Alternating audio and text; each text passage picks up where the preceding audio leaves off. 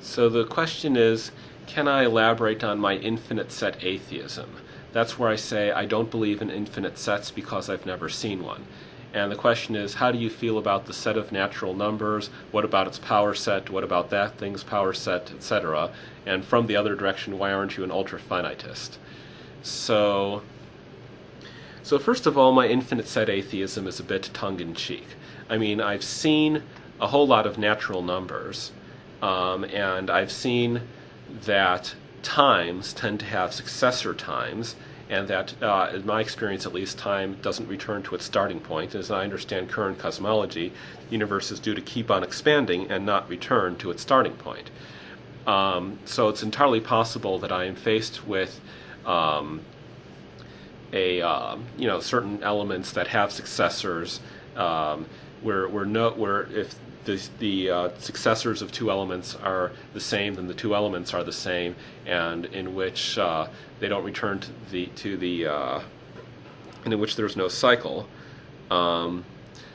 So in that sense, I might be forced to recognize the empirical existence of every member of what certainly looks like an infinite set.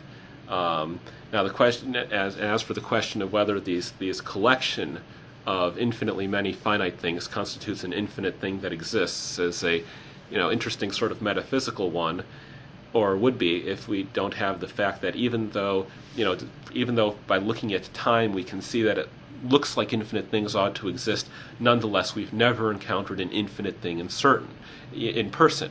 We've never encountered a physical process that performs a super task. If you look a bit more closely at physics, you find that actually matters are even worse than this. We've got real numbers down there. Or at least if you postulate that it's something other than real numbers underlying physics, then you have to postulate something that looks continuous but isn't continuous. And in this way, by Occam's razor, one might very easily suspect that the appearance of continuity arises from actual continuity, so that we have, say, an amplitude distribution, a neighborhood in configuration space, and the amplitude flows in configuration space are continuous. Instead of having a discrete time with a discrete successor, we actually have a flow of time. So when you write the sort of rules of causality, it's not possible to write the rules of causality the way you would write them for a Turing machine. You have to write the rules of causality as differential equations. So these are the two main cases in which the universe is defying my infinite set atheism. The universe is handing me what looks like an infinite collection of finite things, namely times. The universe is handing me things that exist and are causes, and that apparently, the simplest explanation would have them being described by continuous differential equations, not by discrete ticks. So that's the main sense in which my infinite set atheism is challenged by the universe's actual presentation to me of things that look infinite. Aside from this, however, if you sort of start trying to hand me paradoxes that are being produced by just assuming that you have an infinite thing in hand as an accomplished fact, an infinite thing of the sort where you can't just present to me a physical example of it. You're just assuming that infinity exists, and then you're generating paradoxes from it.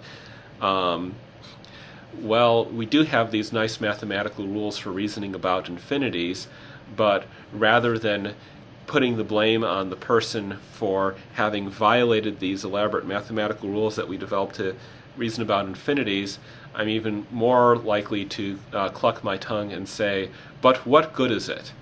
It may be a tongue-in-cheek tongue cluck, but I'm trying to figure out how to put this into words. Map that corresponds to the territory. If you can't have infinities in your map because your neurons, they fire discretely, and you only have a finite number of neurons in your head. So if you can't have infinities in the map, what makes you think that you can make them correspond to infinities in the territory, especially if you've never actually seen that sort of infinity?